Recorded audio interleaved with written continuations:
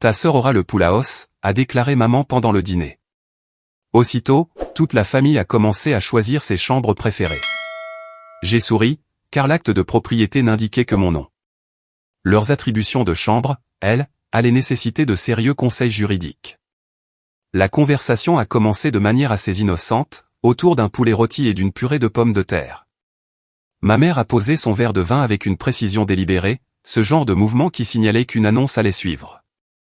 Nous avons réfléchi à l'avenir, a-t-elle dit en jetant un coup d'œil à mon père, à propos du domaine du lac Léman. Ma sœur, Charlotte, a immédiatement relevé la tête. Sa fourchette s'est arrêtée à mi-chemin de sa bouche, et j'ai vu ses yeux s'illuminer d'intérêt. Charlotte avait toujours été l'enfant prodige, celle qui ne pouvait rien faire de mal aux yeux de nos parents. Elle avait épousé Eric Thompson, un banquier d'affaires prospère, et ils avaient 2 enfants parfaits qui fréquentaient des écoles privées et prenaient des leçons de violon. J'étais l'autre fille. Celle qui avait choisi le travail social plutôt que la faculté de droit. Celle qui louait un appartement au lieu d'acheter une maison en banlieue. Celle qui se présentait seule au dîner de famille, pendant que Charlotte amenait sa famille de papier glacé. Le domaine du lac Léman, a demandé Charlotte, en posant complètement sa fourchette. Ma mère a hoché la tête, se lançant dans ce que je comprendrai plus tard être un discours soigneusement répété. Votre père et moi ne serons pas là pour toujours. Nous voulons nous assurer que le domaine reste dans la famille. Nous avons décidé de le conserver comme une maison familiale partagée, où tout le monde pourra se réunir. Mon estomac s'est noué, mais j'ai gardé une expression neutre. Des années à être négligé m'avaient appris à cacher mes réactions. Eh bien, Charlotte, nous avons pensé que toi, Eric et les enfants pourriez avoir le poulaos, a poursuivi ma mère. Il y a 3 chambres, et il a été récemment rénové. C'est parfait pour votre famille. Le visage de Charlotte s'est transformé en pur délice. Maman, c'est merveilleux. Les enfants adoreront avoir leur propre espace près de la piscine. Mon père est intervenu, clairement excité par ce plan qu'ils avaient concocté. Eric, il y a cet espace de bureau au-dessus du garage. Tu pourrais y installer un bureau à domicile, pour quand tu auras besoin de travailler à distance. Eric a hoché la tête avec enthousiasme. Ça a l'air parfait, Marcus. Merci à vous deux. Puis Charlotte s'est tournée vers ses enfants, Sophie, 9 ans, et Dylan, 6 ans, qui mangeaient tranquillement leur dîner. Les enfants, ça vous dirait d'avoir vos propres chambres dans la maison du lac de mamie et papy? Les enfants ont applaudi, et ma mère leur a souri avec cette chaleur que j'avais passé mon enfance à désirer, mais que j'avais rarement reçue. Maintenant, nous garderons la maison principale pour quand nous viendrons, a dit ma mère. Mais il y a plein de place pour tout le monde. J'ai bu une gorgée d'eau, attendant que quelqu'un reconnaisse mon existence dans cette conversation. Personne ne l'a fait. Charlotte planifiait déjà. Sophie pourrait avoir la chambre avec le siège près de la fenêtre, et Dylan pourrait prendre celle qui donne sur le jardin. Eric et moi aurions évidemment besoin de la chambre principale dans le poulaos. Et tante Rosa, a demandé Sophie, de manière surprenante. Au moins, quelqu'un se souvenait que j'étais assise à table. Ma mère a agité la main avec dédain. Oh, votre tante pourra utiliser l'une des chambres d'amis dans la maison principale quand elle viendra. Elle n'a pas besoin d'autant d'espace, puisqu'elle est seule. Les mots m'ont piqué, mais j'avais appris à absorber ces petites coupures sans montrer ma douleur. Juste elle. Comme si ma vie avait moins de valeur parce que je n'avais ni mari ni enfant. Charlotte a continué à planifier comme si elle organisait une opération militaire. Nous devrions probablement acheter de nouveaux meubles pour le poulaos, quelque chose de durable qui résiste aux enfants. Peut-être un canapé d'angle pour le salon. Excellente idée, a approuvé ma mère. Nous pourrons aller faire les magasins ensemble la semaine prochaine. Mon père a suggéré des idées pour l'espace extérieur, tandis qu'Eric discutait des rénovations potentielles pour le bureau du garage. La conversation tourbillonnait autour de moi, comme si j'étais invisible, un fantôme à la table de ma propre famille. Finalement, j'ai parlé. C'est un plan plutôt détaillé. Tout le monde s'est tourné pour me regarder, comme s'ils avaient oublié que je pouvais parler. Eh bien, nous y réfléchissons depuis des mois, a dit ma mère, avec une pointe de défense dans le ton. Nous voulions que tout soit réglé avant d'en parler. Je vois, ai-je répété doucement. Tu comprends, n'est-ce pas, ma chérie, a demandé mon père, utilisant ce ton condescendant qu'il réservait pour expliquer des choses qu'il pensait au-dessus de ma compréhension. C'est logique que la famille de Charlotte ait le Poulaos. Ils ont des enfants qui l'utiliseront vraiment. Charlotte a tendu la main sur la table pour me tapoter la main, son bracelet en diamant captant la lumière. Tu es la bienvenue à tout moment, bien sûr. Nous veillerons à ce qu'il y ait toujours une chambre de disponible pour toi dans la maison principale. Une chambre disponible dans ce qu'ils croyaient tous devenir le domaine de Charlotte. J'ai souri, ce genre de sourire que j'avais perfectionné au fil des années a ravalé ma déception. C'est très généreux de votre part. La conversation du dîner est passée à d'autres sujets, mais je me suis excusé tôt, prétextant un mal de tête. En rentrant dans mon petit appartement, j'ai pensé au domaine du lac Léman. Ma grand-mère avait construit cette maison en 1962. C'était une femme remarquable, qui avait lancé sa propre entreprise textile à une époque où les femmes entrepreneurs étaient rares. Elle avait mis tout son cœur et sa fortune considérable dans cette propriété. J'y avais passé d'innombrables étés enfants, l'aidant dans le jardin et écoutant ses histoires sur le porche qui entourait la maison. Charlotte restait généralement une semaine ou deux, mais moi, je passais tout l'été avec grand-mère. Elle m'a appris la résilience, à me défendre, et la différence entre la gentillesse et le fait d'être un paillasson. Ne laisse pas les gens te marcher dessus juste parce que tu es silencieuse, me disait-elle. Silencieuse ne veut pas dire faible. Grand-mère était décédée il y a 3 ans, et je l'avais pleuré profondément. C'était la seule personne de ma famille qui me voyait vraiment, qui m'appréciait pour qui j'étais, plutôt que pour qui je n'étais pas. La semaine suivante, Charlotte m'a invité à déjeuner. Nous nous sommes retrouvés dans un bistrot chic du centre-ville, le genre d'endroit où les salades coûtent 20 € et sont servies avec des fleurs comestibles. Je suis tellement excité pour la maison du lac, s'est exclamée Charlotte après que nous ayons commandé. Eric et moi avons regardé des catalogues de meubles. J'ai trouvé ce magnifique ensemble de salles à manger d'extérieur, qui serait parfait pour la terrasse près de la piscine. J'ai siroté mon thé glacé et j'ai écouté. Nous pensons y organiser un Noël en famille cette année, a-t-elle poursuivi. Ne serait-ce pas magique? Les enfants pourraient faire du patin à glace sur le lac, et nous pourrions décorer le Poulaos comme un paradis hivernal. Ça a l'air charmant, ai-je dit. Charlotte s'est penchée en avant, son expression se transformant en quelque chose qui ressemblait à de l'inquiétude. Je sais que cela pourrait être un ajustement pour toi. Je veux dire, tu as passé tellement de temps là-bas avec grand-mère quand nous étions enfants. C'est vrai, ai-je reconnu. Mais tu comprends pourquoi cet arrangement est logique, n'est-ce pas, a-t-elle dit en remuant distraitement sa salade. Tu n'as pas encore ta propre famille, donc tu n'as pas besoin d'autant d'espace. Quand tu te marieras et auras des enfants, nous pourrons toujours trouver une solution. Quand, pas si, comme si ma valeur dépendait de l'atteinte de certaines étapes de la vie qui reflétaient les siennes. Charlotte, ai-je dit prudemment. Est-ce que quelqu'un t'a montré les documents légaux concernant le transfert de la propriété? Elle a cligné des yeux, surprise par la question. Que veux-tu dire?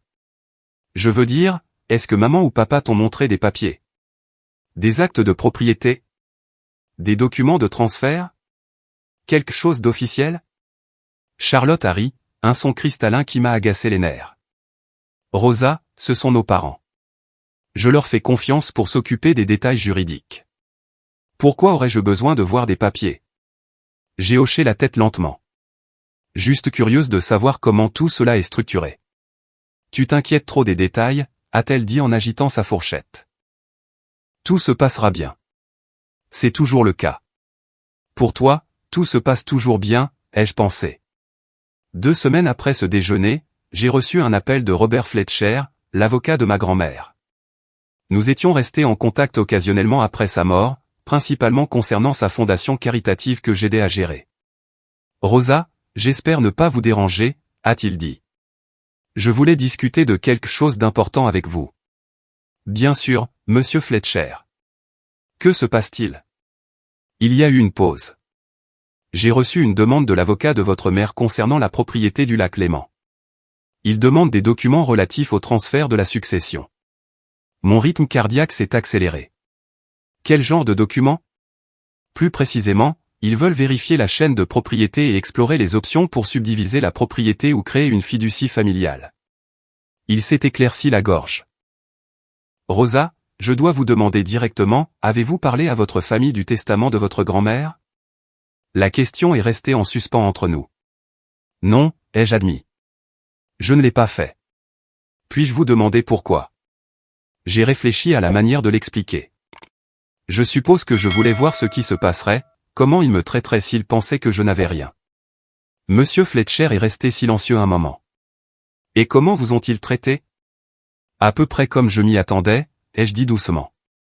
Rosa, je comprends que c'est une situation difficile, mais vous devrez leur dire à un moment ou à un autre. L'avocat de votre mère pose des questions auxquelles je ne peux pas répondre sans votre permission, et franchement, plus vous attendez, plus cela devient compliqué. Je sais, ai-je dit. J'ai réfléchi au bon moment.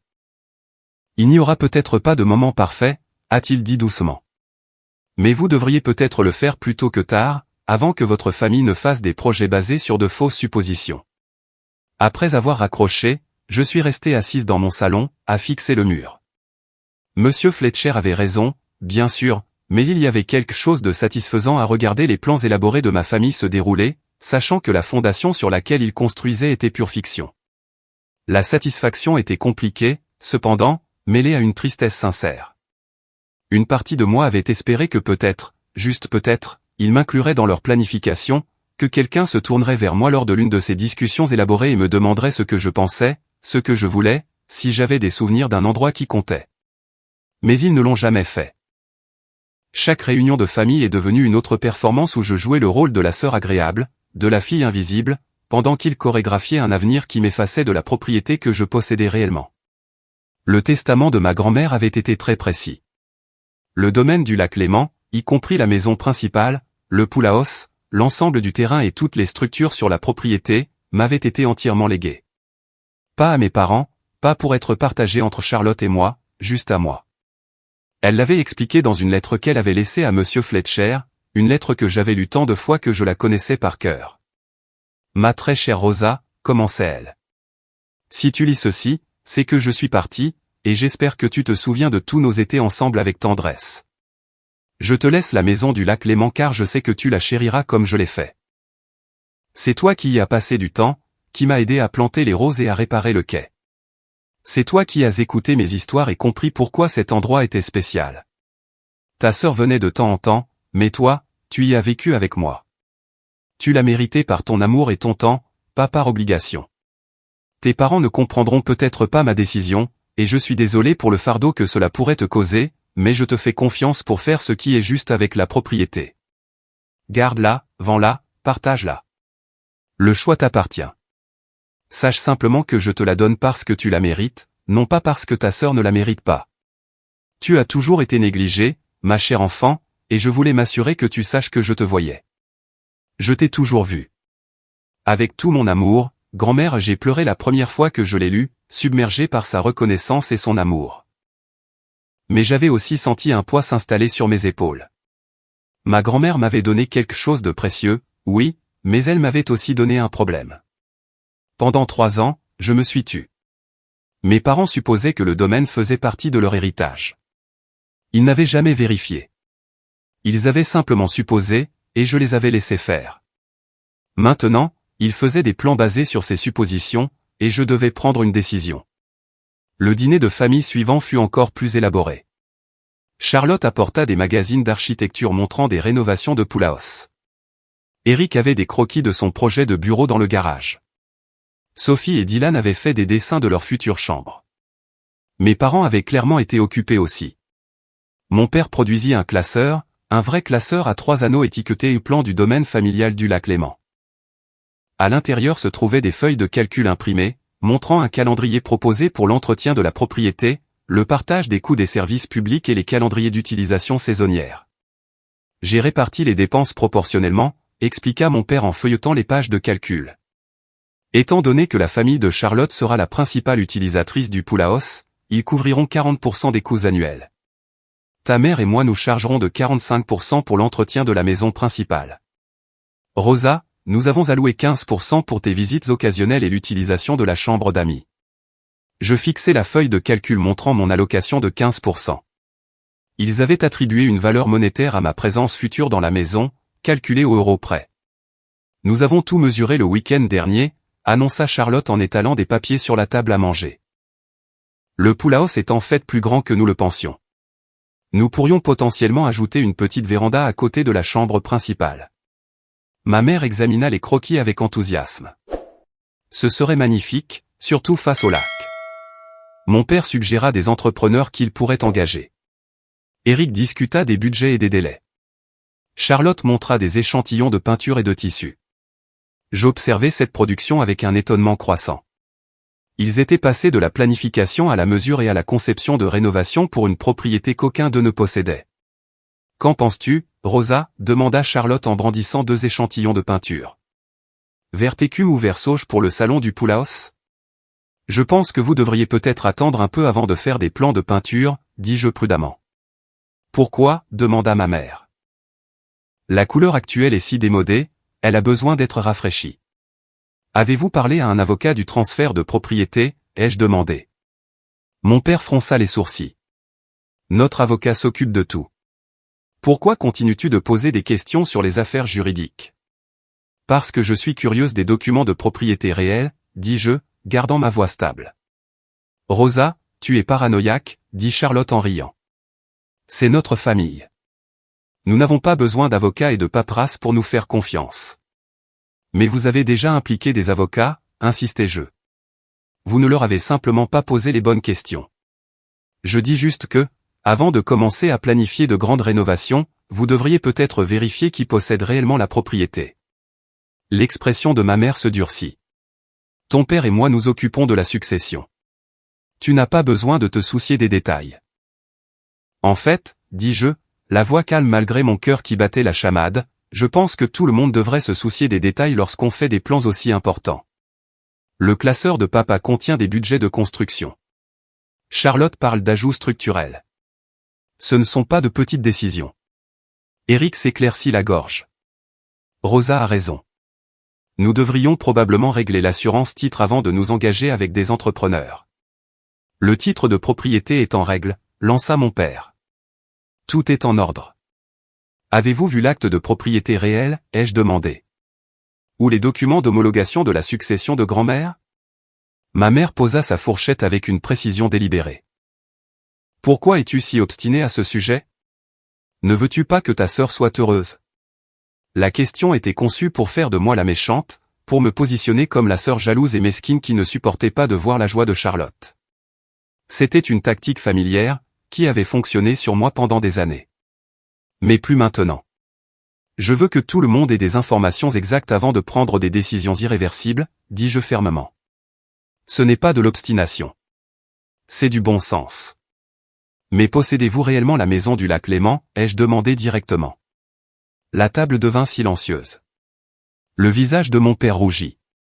Bien sûr que nous la possédons, dit-il. C'était la maison de ma mère, et quand elle est décédée, elle est devenue partie de notre succession. Avait-elle un testament, ai-je demandé. Naturellement, dit ma mère sèchement. Tout nous a été laissé, comme il se doit. Avez-vous réellement lu le testament, ai-je demandé. Charlotte avait l'air mal à l'aise maintenant. Rosa, pourquoi es-tu si difficile à ce sujet ? Nous essayons de planifier quelque chose de bien pour toute la famille. Je ne suis pas difficile, ai-je dit. Je pose des questions légitimes que personne d'autre n'a apparemment pensé à poser. Mon père se leva, sa chaise raclant bruyamment le sol. Ça suffit, Rosa. Ta grand-mère nous a tout laissé, et nous choisissons de le partager avec la famille. Tu devrais être reconnaissante au lieu de nous interroger. J'ai parlé à Robert Fletcher la semaine dernière, dis-je doucement. Le nom a fait l'effet d'une bombe. Robert Fletcher avait été l'avocat de ma grand-mère pendant 40 ans. Tout le monde à table savait qui il était. Pourquoi l'aurais-tu contacté, exigea ma mère. Il m'a contacté, ai-je dit honnêtement. Votre avocat lui a posé des questions sur la propriété. Comme il se doit, dit mon père, pour faciliter le transfert. Quel transfert, ai-je demandé. De la succession à nous, évidemment, dit Charlotte, bien que sa voix ait perdu un peu de son assurance. J'ai ouvert mon sac à main et j'en ai sorti un dossier que j'avais apporté. À l'intérieur se trouvait une copie du testament de ma grand-mère, en particulier la section concernant la propriété du lac Léman.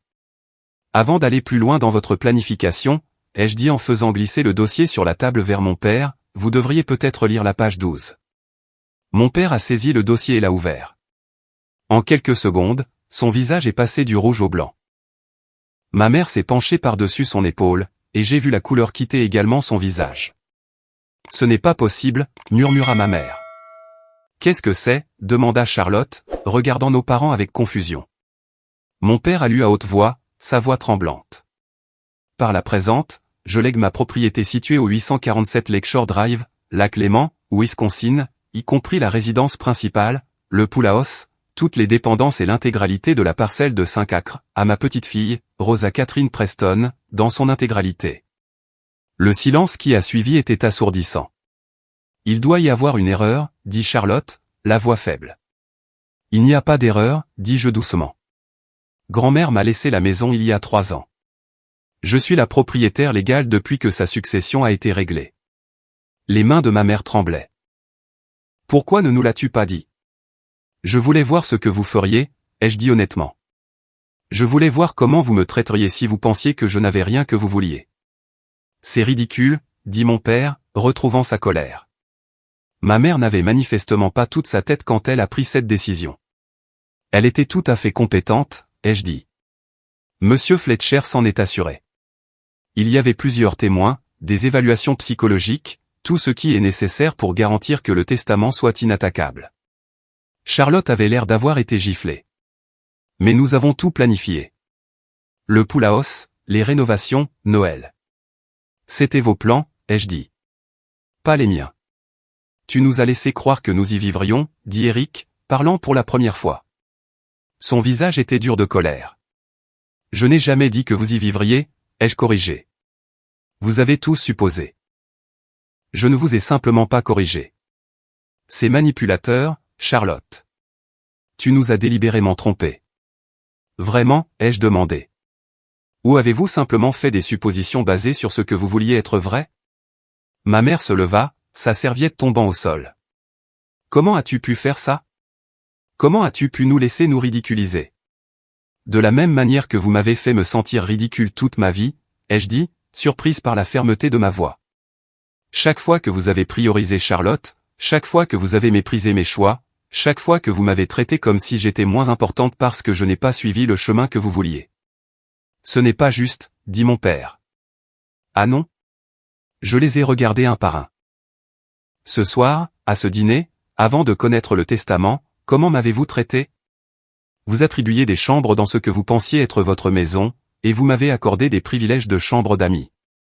Charlotte choisissait des meubles et planifiait des rénovations. Personne ne m'a demandé ce que je pensais ou ce que je voulais. J'étais juste censé être reconnaissante pour les miettes que vous décidiez de me jeter. Nous sommes ta famille, dit ma mère, les larmes aux yeux. Exactement, ai-je dit.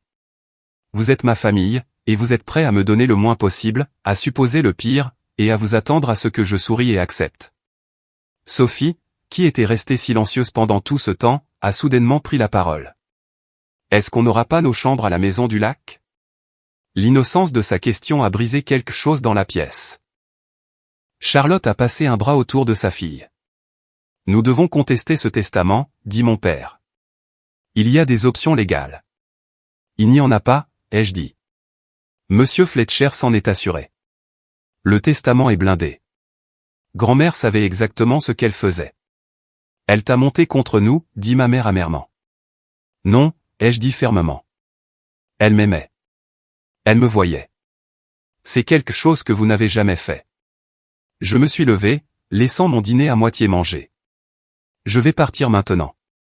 Quand vous serez prêt à avoir une vraie conversation à ce sujet, une conversation où vous écouterez au lieu d'exiger, vous savez où me trouver.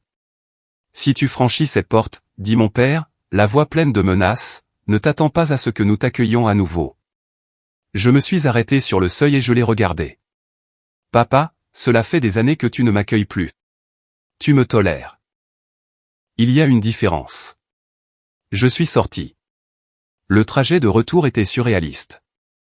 Mes mains tremblaient sur le volant, l'adrénaline inondant mon système. Je l'avais vraiment fait. Je leur avais tenu tête. Je me suis arrêté à un feu rouge et j'ai aperçu mon reflet dans le rétroviseur. Mon visage était rouge, mes yeux brillants de larmes non versées. Mais il y avait autre chose là aussi. Une étincelle de quelque chose que je n'avais pas vu depuis des années. De la fierté, peut-être, ou juste le soulagement d'avoir enfin dit la vérité. Mon téléphone a commencé à sonner avant même que je ne sois rentré à mon appartement. Le nom de Charlotte s'est affiché à l'écran. J'ai laissé le message sur le répondeur. Elle a appelé 3 autres fois. Puis ma mère a appelé, puis mon père. J'ai éteint mon téléphone. Les jours suivants furent calmes. J'ai gardé mon téléphone éteint pendant les 24 premières heures, ayant besoin d'espace pour tout digérer. Quand je l'ai finalement rallumé, il y avait 17 appels manqués et une douzaine de SMS. Je suis allé au travail, je suis rentré chez moi et j'ai essayé de comprendre ce qui s'était passé. Ma collègue, Jennifer, a remarqué ma distraction. « Ça va ?» a-t-elle demandé autour d'un café dans la salle de pause. Je lui ai donné la version abrégée. Les yeux de Jennifer se sont écarquillés à chaque phrase. « Attends », dit-elle quand j'eus fini. « Tu possèdes un domaine entier sur le lac Léman, et tu vis dans un appartement d'une chambre ? Le domaine vient avec des complications, ai-je dit. Apparemment, dit-elle en secouant la tête avec étonnement. Mais bravo à toi. Tenir tête à sa famille, c'est difficile. Est-ce que c'est me défendre si j'ai surtout laissé les gens penser ce qu'ils voulaient, ai-je demandé. Tu leur as dit la vérité à la fin, a souligné Jennifer. Cela demande du courage. Une semaine après le dîner, ma tante Paula a appelé. C'était la sœur de ma mère, et nous avions toujours eu une relation cordiale mais distante. Rosa, ta mère m'a raconté ce qui s'est passé, dit Paula prudemment. Je voulais entendre ta version. J'ai tout expliqué, y compris les années de négligence et le dîner où ils avaient planifié toute leur vie à la maison du lac sans une seule fois considérer mes sentiments. Paula est restée silencieuse quand j'eus fini. Puis elle a dit quelque chose qui m'a surprise. Je ne suis pas choqué qu'Eleanor t'ait laissé la maison. Vraiment ? Ta grand-mère m'en a parlé avant de mourir, dit Paula. Elle voulait s'assurer qu'elle faisait ce qu'il fallait. Je lui ai dit qu'elle devait laisser sa propriété à qui elle le souhaitait et que son raisonnement était juste. Elle t'en a parlé ? Oui. Elle se sentait très mal de te mettre dans cette position, mais elle était aussi convaincue que tu méritais quelque chose qui soit entièrement à toi, quelque chose dont tes parents ne pourraient pas s'attribuer le mérite ou contrôler. Paula a fait une pause. Elle connaissait ta mère. Ma sœur a toujours favorisé Charlotte. Cela lui a brisé le cœur. Les larmes me sont montées aux yeux. Je ne le savais pas, Eleanor aimait ses 2 petites filles, dit Paula. Mais elle a reconnu que tu avais plus besoin de son soutien. Charlotte avait tes parents. Toi, tu avais ta grand-mère. Maman et papa veulent contester le testament, ai-je dit. Ils ne le feront pas, dit Paula avec confiance. J'ai déjà dit à ta mère que ce serait un gaspillage d'argent et que cela ne ferait qu'endommager davantage leur relation avec toi. De plus, le testament d'Eleanor est juridiquement solide. J'étais l'un des témoins. C'est vrai ? Oui, et je témoignerai de sa compétence et de ses intentions claires si nécessaire. La voix de Paula s'adoucit. Rosa, que vas-tu faire de la propriété ? Je ne sais pas encore, ai-je admis. J'aime cette maison, mais je ne sais pas si je pourrais en profiter en sachant tout le ressentiment qu'elle a causé. La maison n'a pas causé le ressentiment, dit sagement Paula. Elle a simplement révélé ce qui était déjà là. J'ai réfléchi à cela pendant des jours. Paula avait raison. L'inégalité dans ma famille avait toujours existé. La maison avait simplement rendu impossible de l'ignorer. 3 jours après l'appel de Paula, j'ai reçu une lettre par la poste. L'adresse de l'expéditeur était écrite de la main de ma mère. À l'intérieur, une seule feuille de son papier à lettres monogrammées. Rosa, lisait-on, ton père et moi avons longuement discuté de cette situation. Nous pensons que tu as été influencé contre ta famille et que tu prends des décisions que tu regretteras. Nous sommes prêts à t'offrir un règlement raisonnable pour la propriété, assez pour acheter ta propre maison ailleurs, afin que le domaine du lac Léman puisse rester dans la famille comme prévu.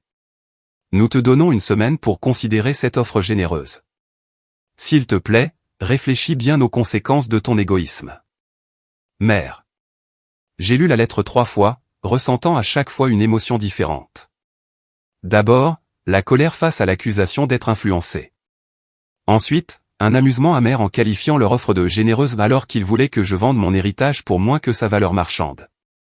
Enfin, une profonde tristesse que même maintenant, ils ne puissent pas comprendre ce qu'ils avaient fait de mal. Je n'ai pas répondu à la lettre. Pas ce jour-là, pas cette semaine-là. J'ai laissé la date limite passer comme de la fumée.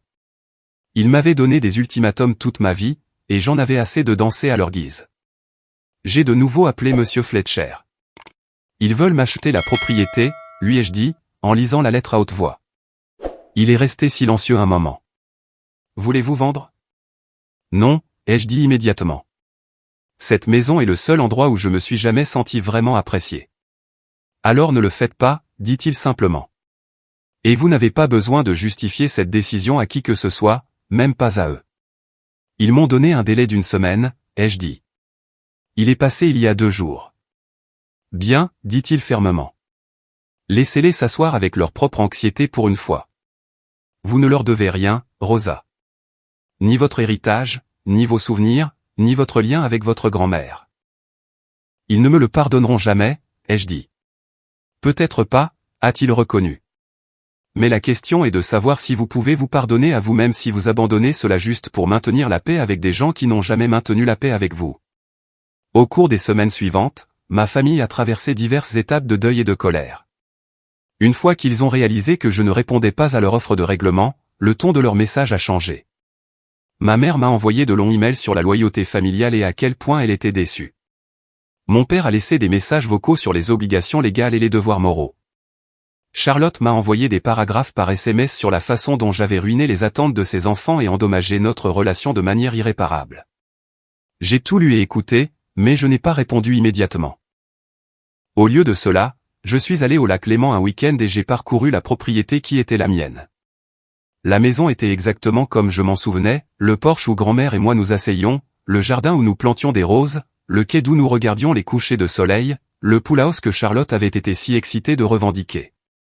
Je me suis assise sur la balançoire du porche et je me suis laissé pleurer, pas de tristesse exactement, mais de la libération d'années à me sentir invisible et sous-estimé. Ma grand-mère m'avait vu.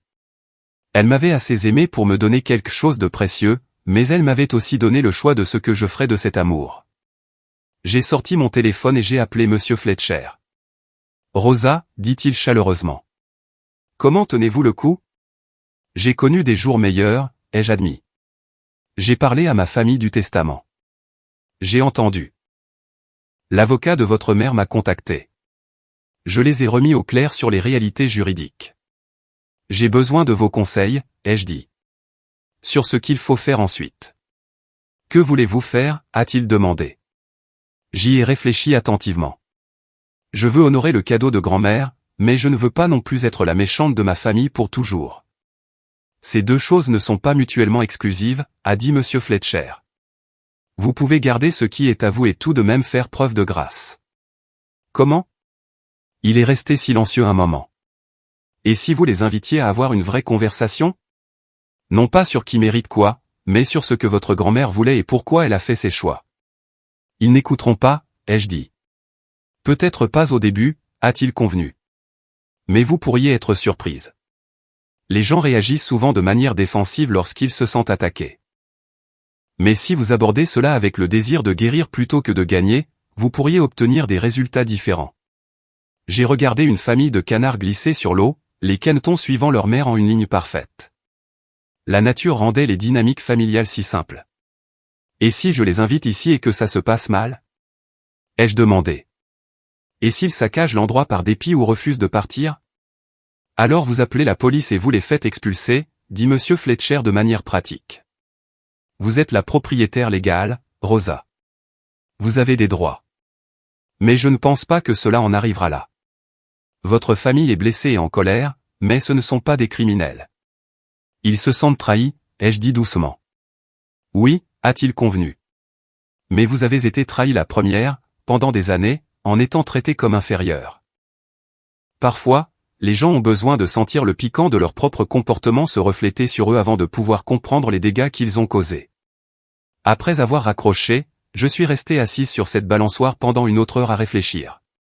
Puis j'ai rédigé un email à mes parents et à Charlotte.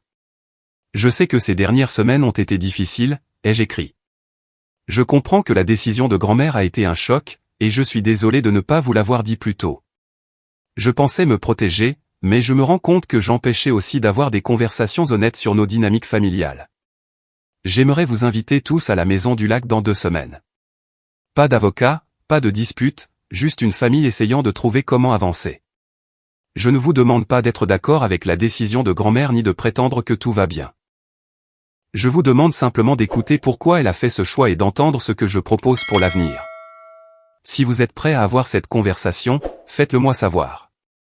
Avec mon affection, Rosa, je l'ai envoyée avant de pouvoir douter de moi-même. Ma mère a répondu la première, de manière surprenante, nous serons là. Charlotte a mis plus de temps, mais a finalement envoyé une réponse laconique. 2 semaines plus tard, ma famille s'est réunie à la maison du lac Léman. L'atmosphère était tendue alors que nous étions assis autour de la table à manger où grand-mère servait son fameux rôti. J'avais préparé ce que je voulais dire, mais les voir tous là, en colère, blessés, confus, a fait s'évaporer mon discours soigneusement planifié. Au lieu de cela, j'ai simplement commencé à parler. Grand-mère m'a laissé cette maison parce que j'ai passé tous les étés ici avec elle pendant que vous étiez tous occupés avec vos vies, ai-je dit. Elle me l'a laissé parce que je l'ai aidée à l'entretenir, parce que je l'aimais comme elle l'aimait, parce que j'étais présente. Pas parce qu'elle aimait moins Charlotte, ou parce qu'elle voulait punir qui que ce soit. Elle aurait pu la diviser entre vous, a dit ma mère. Elle aurait pu, ai-je convenu. Mais elle ne voulait pas que j'aie à négocier, à faire des compromis et à me battre pour un espace dans un endroit qui était censé être un sanctuaire. Elle voulait que j'aie quelque chose qui soit entièrement à moi. Cela semble égoïste, a dit Charlotte. Peut-être, ai-je reconnu. Ou peut-être que c'était le seul moyen qu'elle connaissait pour s'assurer que l'on s'occupe vraiment de moi. Vous vous êtes toujours eu les uns les autres. J'ai toujours été à l'écart. Ce n'est pas vrai, a protesté ma mère. Maman, ai-je dit doucement. C'est vrai. Et prétendre le contraire n'aide personne.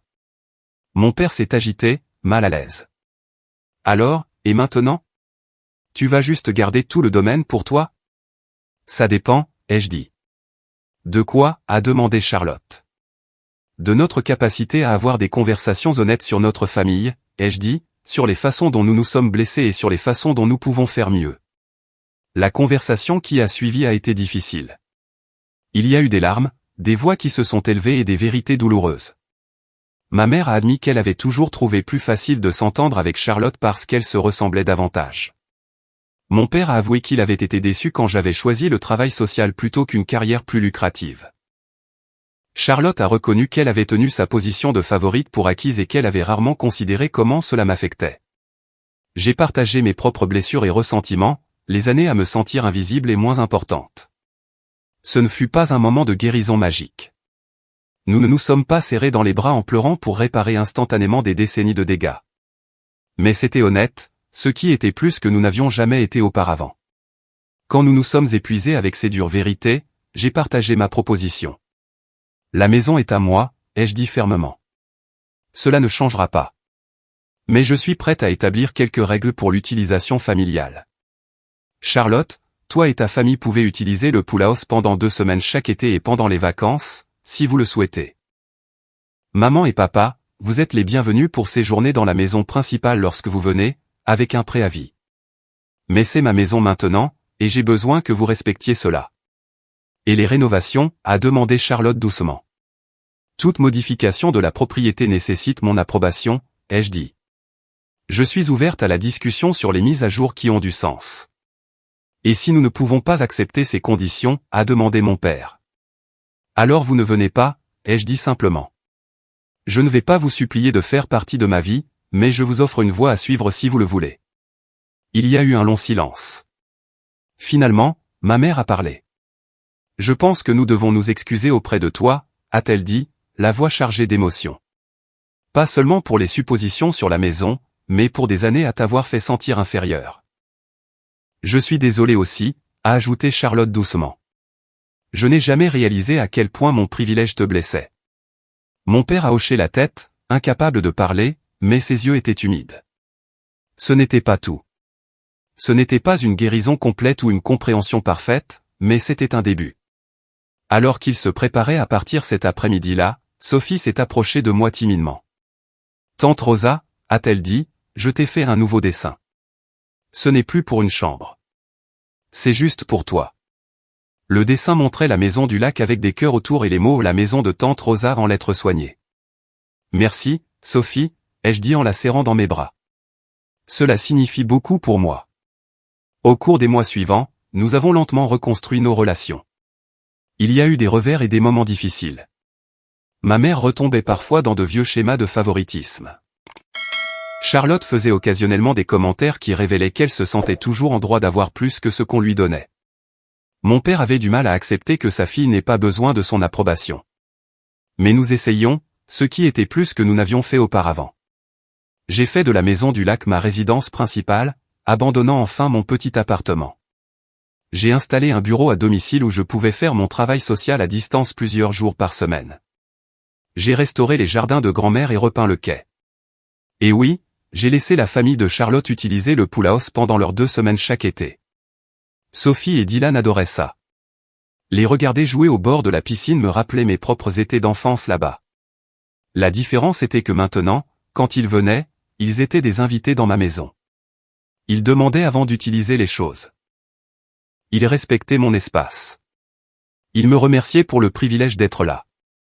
C'était incroyable de voir à quel point ce changement de dynamique a tout changé. Un soir, alors que le soleil se couchait sur le lac, Charlotte et moi étions assises sur le porche avec des verres de vin. Les enfants attrapaient des lucioles sur la pelouse et nos parents s'étaient couchés tôt. Je commence à comprendre pourquoi grand-mère a fait ça, dit Charlotte doucement. Tu avais besoin de quelque chose qui soit entièrement à toi. Elle a fait une pause. Quelque chose que personne ne pourrait enlever ou dévaloriser. J'ai toujours eu cette sécurité. Toi, jamais. Merci de le dire, ai-je dit. Je suis désolé que ça m'ait pris si longtemps, a répondu Charlotte. Et je suis désolé que tu aies dû te battre si fort pour être valorisé dans cette famille. Je suis désolé aussi, ai-je dit, de vous avoir tous laissé faire des plans sans l'arrêter plus tôt. Ce n'était pas juste non plus. Nous sommes restés assises dans un silence confortable, regardant les lucioles et écoutant les rires des enfants. C'est un endroit magnifique, a finalement dit Charlotte. Merci de le partager avec nous. Merci de respecter que c'est à moi de le partager, ai-je répondu. Ce n'était pas la fin que nous attendions. Ce n'était pas le simple et ils vécurent heureux d'un drame familial, mais c'était réel, c'était honnête, et c'était à nous. L'acte de propriété portait toujours mon nom seul. Mais maintenant, au lieu d'être une arme ou une source d'amertume, c'était simplement un fait, que tout le monde avait appris à accepter. Et les matins calmes, quand j'étais assise sur le porche avec mon café, je pouvais presque sentir ma grand-mère assise à côté de moi, fière que je me sois enfin défendue et que j'ai revendiqué l'espace que je méritais. Je t'ai vu, ai-je murmuré à sa mémoire. Merci de m'avoir vu la première. La maison se tenait solide autour de moi, un cadeau d'amour et de reconnaissance, un sanctuaire qui était complètement et irrévocablement le mien. Et pour la première fois de ma vie, je ne me sentais plus comme l'autre fille.